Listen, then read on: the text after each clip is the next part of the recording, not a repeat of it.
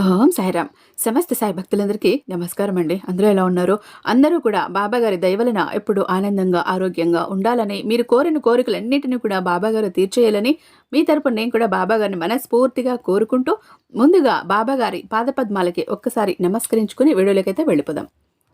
ఇక ఈరోజు బాబాగారు సాయి మాటగా నా నోట ఏం పలిగించబోతున్నారు అంటే, బిడ్డా, నీ గురించి నీకే తెలియని ఒక గుట్టు, గుండెలను వణికించే గుట్టు, వెన్నుపోటు పొడిచేటటువంటి ఒక వ్యక్తి. అస్సలు వదులుకోవద్దు తల్లి. వీటి వెనుక చాలా అర్థం దాగి ఉంది, చాలా పరమార్థం దాగి ఉంది. ప్రతి ఒక్కటి కూడా నువ్వు తెలుసుకోవాల్సిందే.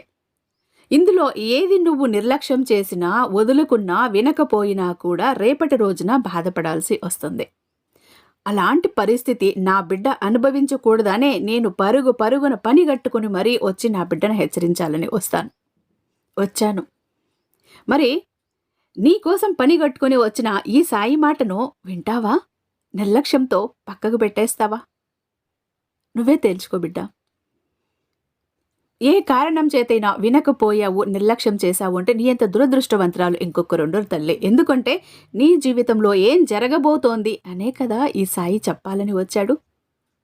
అక్కడ ఒక చిన్న ఆపద ఉంది, ఒక చిన్న ముప్పు ఉంది, ఏదో జరగబోతోంది. వెన్నుపోటు పొడిచేటటువంటి వ్యక్తి ఎవరు, ఎలా వెన్నుపోటు పొడుస్తాడు, దేనికోసం పొడవబోతున్నాడు, నీ గురించి నీకు తెలియని రహస్యం ఏంటి?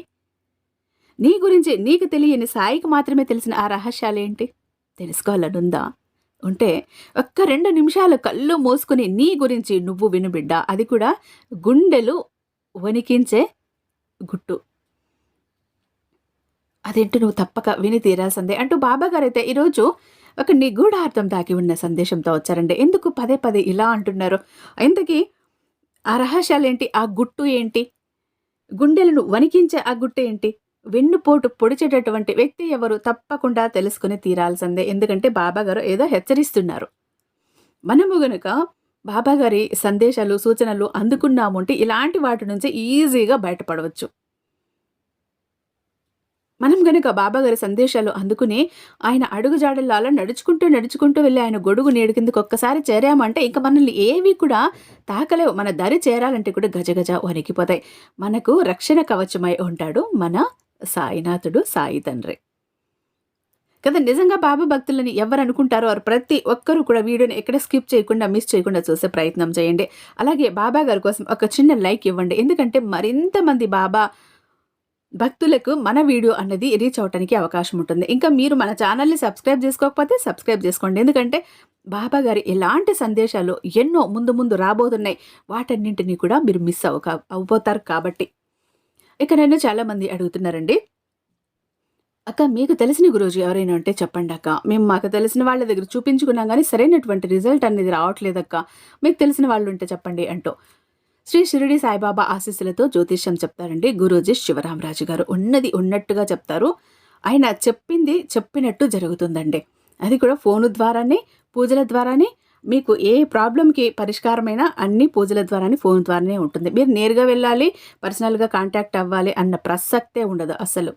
ఒక్కసారి ఈ స్క్రీన్ మీద ఉన్నటువంటి నెంబర్కి కాల్ ట్రై చేయండి. 8186033657. మీకు ఎలాంటి ప్రాబ్లం ఉన్నా చిటికలో పరిష్కరించి మీ చేతిలో పెట్టేస్తారు. ప్రేమ, పెళ్లి, ఉద్యోగం, రాజకీయం, విదేశీ ప్రయాణం, ధనం నిలకడగా లేకపోవటం, భార్యాభర్తల మధ్య గొడవలు, ఆస్తి తగాదాలు, అప్పుల బాధలు, స్త్రీ పురుషులకు ఎటువంటి గుప్త సమస్యలు ఉన్న నెంబర్ 1 వశీకరణ స్పెషలిస్ట్. అలాగే మీ మీద, మీ ఇంటి మీద చెడు ప్రయోగం జరిగి ఉన్న నరదృష్టి, నరఘోష, విద్య, ఉద్యోగం, సంతానం, మానసిక సమస్యలు, గుప్త సమస్యలు ప్రతి ఒక్కటికి చక్కటి సొల్యూషన్ ఇస్తున్నారు. మీ వివరాలు చాలా గోప్యంగా ఉంచుతారు. మీకు ఇలాంటి ప్రాబ్లమ్స్ ఉంటే స్క్రీన్ మీద ఉన్నటువంటి ఈ నెంబర్కి ఒక్కసారి కాల్ ట్రై చేసి చూడండి. ఆ తర్వాత మీ హ్యాపీనెస్ని మీరే నాతో షేర్ చేసుకుంటారు. ఇక బాబా గారి సందేశం విషయానికి వస్తే, బిడ్డ చెప్పాను కదా, గుండెలు వణికించే నీకు తెలియని నీ గురించి ఒక గుట్టు.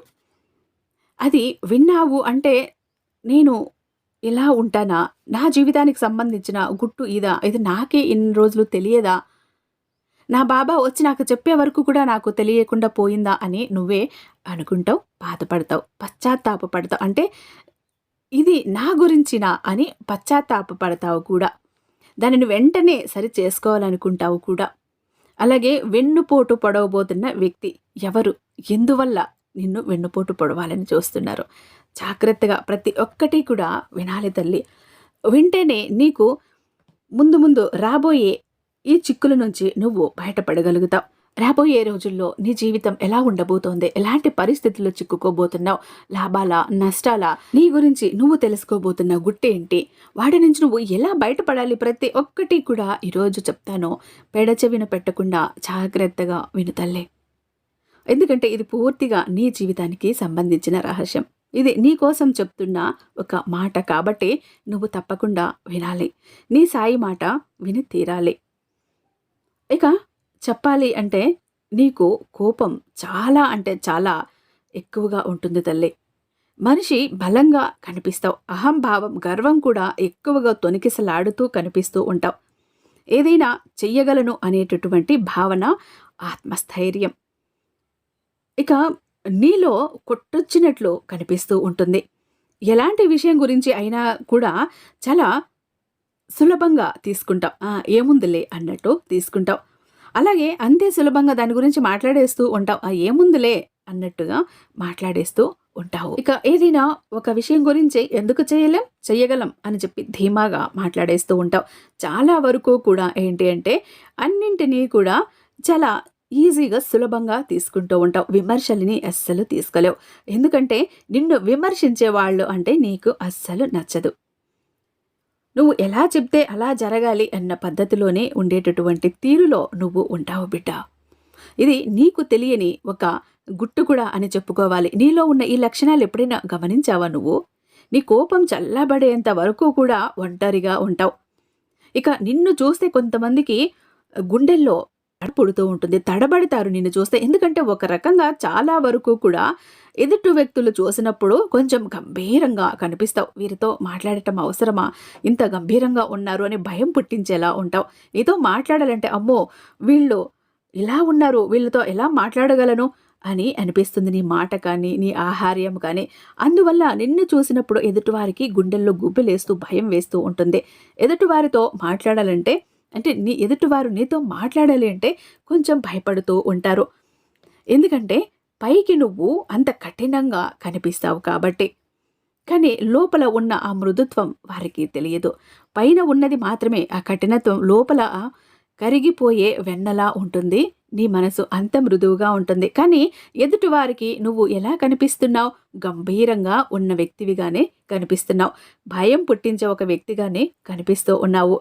ఇక ముఖ్యంగా నీకు కోపం వస్తే మాత్రం చాలా అల్లరి చేసేస్తావు.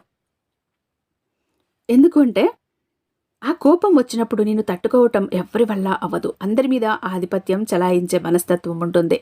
అయినా కూడా స్నేహపూర్వక భావాన్ని కలిగి ఉంటావు. కానీ ఎవరైనా బాధిస్తే మాత్రం నీలో ఉన్న ఉగ్ర స్వరూపాన్ని బయట పెట్టేస్తావు. ఇలా వచ్చిన కోపంలో అంత త్వరగా నీ కోపం అయితే తగ్గదు. ఈ కోపం కారణంగా నీతో ఎదుటివారు వాదించకుండా ఉంటేనే మంచిది అని చెప్పి వాళ్లకు అనిపిస్తూ ఉంటుంది.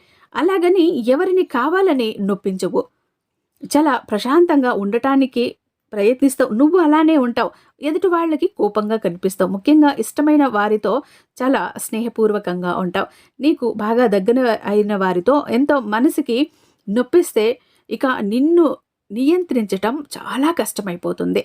ఎందుకంటే నా అనుకున్న వాళ్ళు, నేను ఇష్టపడ్డ వాళ్ళు నన్ను బాధిస్తున్నారు కదా, బాధ పెట్టారు కదా అని నీకు మనసుకు వచ్చింది అంటే ఇక నిన్ను నియంత్రించడం చాలా చాలా కష్టం. ఎంత రచ్చ చేస్తావంటే అంతా ఇంత కాదు బిడ్డ. అప్పుడు నీ కోపాన్ని అసలు నియంత్రించటానికి అవ్వదు. నీ కోపాన్ని, ఆందోళనని చూసి అసలు ఎదుటివారు తీసుకోలేరు. అలాంటి పరిస్థితులు వచ్చినప్పుడు నిన్ను నువ్వు అసలు నియంత్రించుకోలేకపోతావు. అయితే నీతో చాలా జాగ్రత్తగా ఉండాలి అని ఎదుటివారు అనుకుంటూనే ఉంటారు. కానీ నీలో ఉన్న ఎమోషనల్ ఫీలింగ్స్ని మాత్రం ఎవరితోనో పంచుకోవటానికి ఇష్టపడవు. నీకు ముక్కు మీద కోపం అని కాదు, కానీ కోపం వచ్చినప్పుడు మాత్రం నీ చుట్టూ ఉన్న ప్రదేశంలో ఒక రకంగా పెద్ద యుద్ధం జరిగిపోయిందా, పెద్ద వాన గాలి వచ్చి నిలిసిపోయినట్టుందా, వెలిసిపోయినట్టుందా అన్న భావనకి గురి చేస్తావు. ఎందుకు అంటే నీ కోపం ఆ స్థాయిలో ఉంటుందన్నమాట. ఎప్పుడు నీకు ఇష్టమైన వాళ్ళు, నీకు నచ్చిన వాళ్ళు నీ మనసుని గాయపరిచినప్పుడు, నీకు ఇష్టం లేని పని చేసినప్పుడు అస్సలు తీసుకోలేవు. ఎందుకంటే నా అన్నవాళ్ళు కదా అన్న ఒక హక్కు నీకు వారి మీద ఏర్పడి ఉంటుంది. దానితోనే ఇలా ప్రవర్తిస్తూ ఉంటావు. నువ్వు నీ మనసులో నా వాళ్ళు కదా అన్న భావన నీకు ఉన్న ప్రతిసారి నీ వాళ్ళు అయినా తీసుకోవటం చాలా కష్టంగా ఉంటుంది కదా బిడ్డ.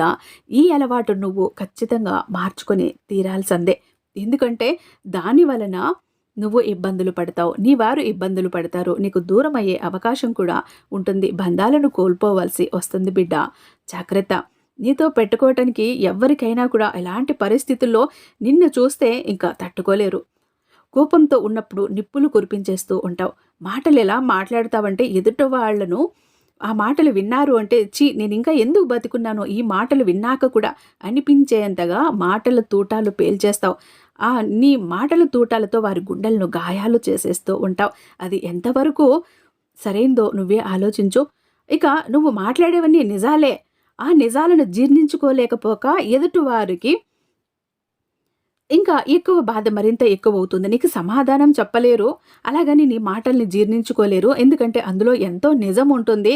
ఆ నిజాలు జీర్ణించుకోవటం వాళ్ళ వల్ల అస్సలు కాదు. అందుకే నీతో గొడవ పెట్టుకోకుండా ఉండటం చాలా మంచిది అని మౌనంగా తప్పుకుంటారు. ఇక నీ మొండి పట్టుదల అనేది ఎలా ఉంటుందంటే చాలా ఎక్కువ ఉంటుంది. ఏదైనా పట్టావంటే సాధించేయాల్సిందే. ఇంకా ఈ మొండి పట్టుదల ఉండటం వలన కోపం ఉన్నప్పుడు మాట అనేది కూడా నేను ఏం మాట్లాడుతున్నానో అని ఒక్కొక్కసారి విచక్షణ జ్ఞానాన్ని కోల్పోయి కొన్ని మాటలు కూడా ఎదుటివారిని బాధ పెట్టేలాగా మాట్లాడేస్తూ ఉంటావు. ఇక చేతికి అందిన వస్తువులన్నీ పగలగొట్టేస్తూ ఉంటావు. బీభత్సం సృష్టించేస్తావు. ఒక్కసారి కోపం వచ్చిందంటే మాత్రం అది చల్లారాలంటే చాలా సమయం పడుతుంది. ఒక్కొక్కసారి 1 రోజు, 2 రోజులు, వారం, 10 రోజులు కూడా సమయం తీసుకుంటుంది. ఇంకా చెప్పాలంటే సంవత్సరాల తరబడి కూడా అది కొనసాగుతూ ఉంటుంది. ఈ సమయంలో నీకు పరస్పర అవగాహన చాలా ముఖ్యం బిడ్డ. కానీ ఆ సమయంలో నిన్ను పలకరించే వాళ్ళు లేక, మాట్లాడే వాళ్ళు లేక చాలా బలహీన పడిపోతావు. ఎదుటి వాళ్లతో నువ్వు మాట్లాడవు. ఎవరితోనైనా గొడవ పెట్టుకున్నావో ఇంక వాళ్ళతో అన్ని బంధాలు కూడా అంటే వదిలేసుకుంటావు. ఇక నాకెందుకులే అన్నట్టు. అంటే చిన్న మాట పట్టింపుకే ఇంత చేసేస్తావు. అలా వాళ్ళతోటి మాట్లాడటం కూడా ఆపేస్తావు. ఇది ఎక్కువ శాతం బంధువర్గంలో జరుగుతూ ఉంటుంది. లేదా నీ బంధాలు ఏవైతే ఉన్నాయో వాటి మీద ఇది ఏమవుతుంది అంటే ఈ దుష్ప్రభావం అన్నది పడుతుంది. బంధాలు, బంధుత్వాలు, బాంధవ్యాలు అన్నీ కూడా దెబ్బతింటాయి.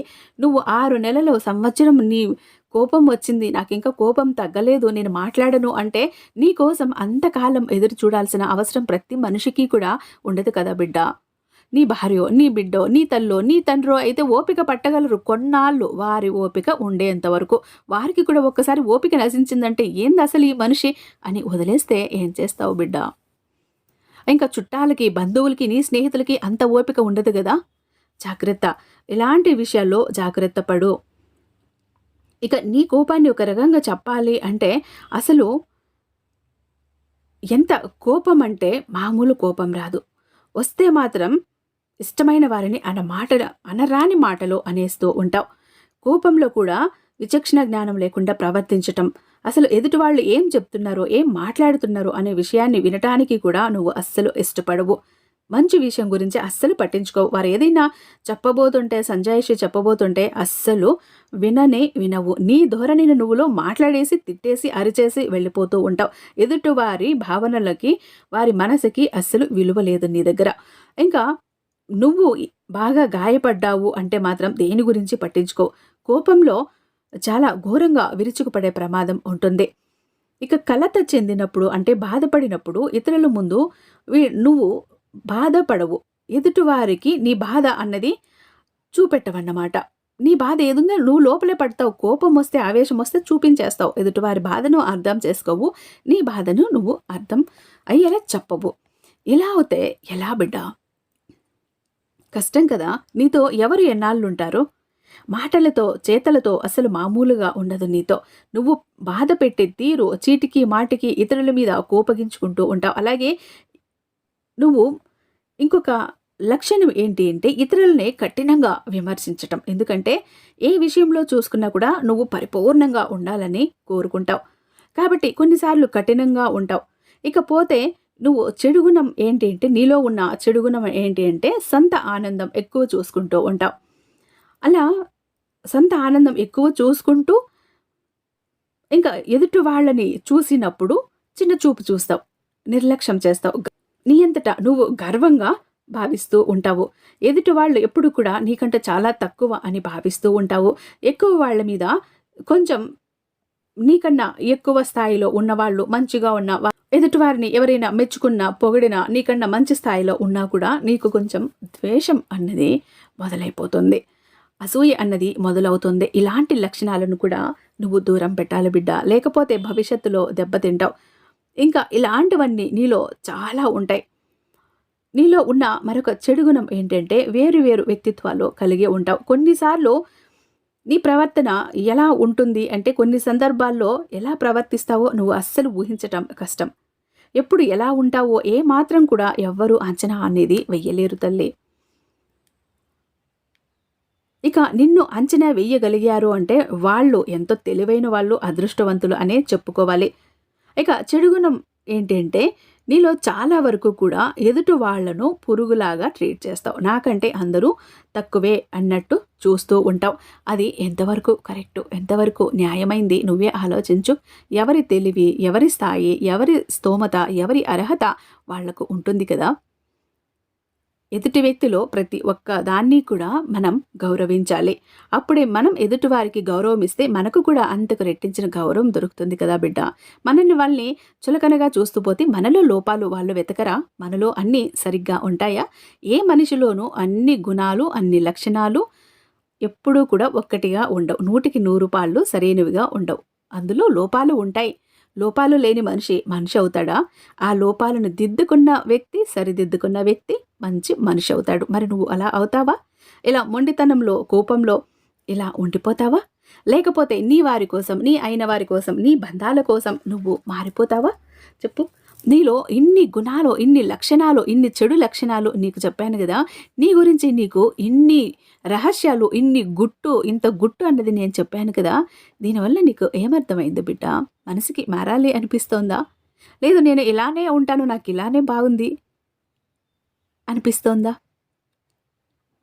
నీ గుండెల మీద చెయ్యి వేసుకుని నీకు ఎలా చెయ్యాలనిపిస్తే అలా చెయ్యి. నీ సాయి చెప్పాడు, దారి మళ్లించబోయాడు.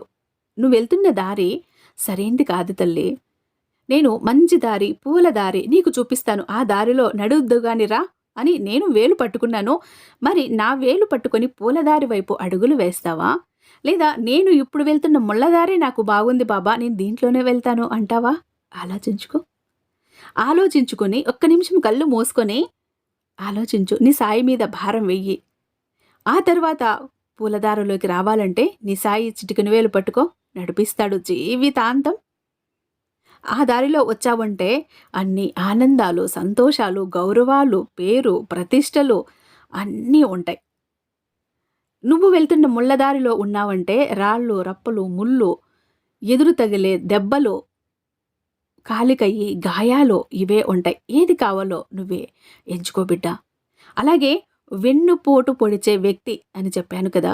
నువ్వు ఇలా ప్రతి ఒక్కరితోనూ కోపంగా, నిర్లక్ష్యంగా మాట్లాడుతూ పోయినందుకు నీ మీద కక్ష పెట్టుకున్నారు, కక్ష పెంచుకున్నారు. ఎందుకంటే నీకు మాత్రమే తెలిసిన విషయం, నాకు మాత్రమే తెలిసిన విషయం ఏంటి అంటే పైకి ఎంత కోపంగా, గంభీరంగా ఉన్నా కూడా లోపల అంత కోపం ఉండదు. కరిగిస్తే క్షణంలో కరిగిపోయి వెన్న ముద్దలా కరిగిపోతావు. అంత మెత్తని సుత్తి, మెత్తని మనసు లోపల ఉంది. దాన్ని పట్టుకోలేక నువ్వు చూపించలేకపోతున్నావు, వాళ్ళు పట్టుకోలేకపోతున్నారు. దాని వలన నీ మీద కోపం, కసి పెంచుకున్నారు. ఈ వ్యక్తి ఎప్పుడు దొరుకుతారా, ఎప్పుడు వీరికి వెన్నుపోటు పొడుద్దామా, ప్రతి ఒక్కసారి కూడా వీరు పురుగులా ఎదుటివారిని చూస్తారు. ఎంతసేపు గాయపరుస్తారు, ఎంతసేపు హీనంగా చేసి మాట్లాడతారు, చిన్న చూపు చూస్తారు అని వారి మనసులో నాటకపోయింది.